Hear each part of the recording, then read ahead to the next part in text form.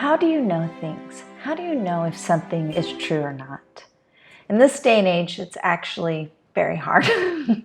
You can literally find anything to support something to know if it is true or not. You can find any article to support one voice or another. And what are these people's resources? What are they behind? What is their reasoning for it? But as Paul wrote to the Corinthians, he talks to them in 2 Corinthians chapter 3. He says, "It is not written in ink, but with the Spirit of a living God. It is not in tables of stones, but in the fleshy tables of our heart." That's how spiritual things are known to you. That's how you know what is true and what is not. It is through the Holy Spirit, that you may know in your heart and in your mind if these things are true. Earlier, Paul had said that, God is not a God of confusion, but of peace. And so for you to know if Christ is real, for you to know if what I'm saying is real or if these are true, you need to do your part. You need to study it out and look for good sources and to know in your heart and in your mind.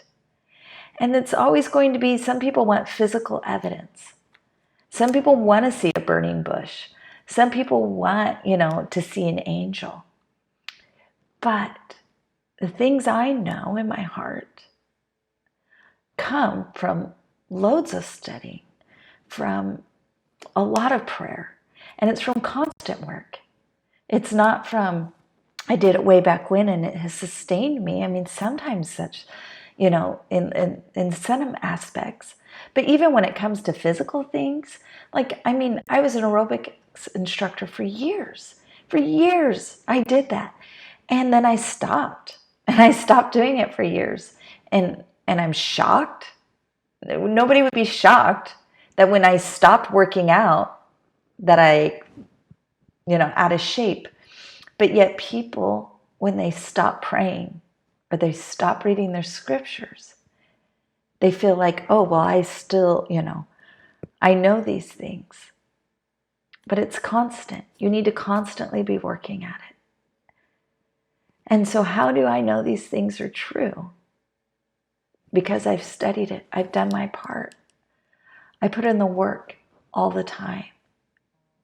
And so that is something for you all to think about. Am I doing my part to know if these things are true? Don't just trust my word. Just use these as a great example of a way you can.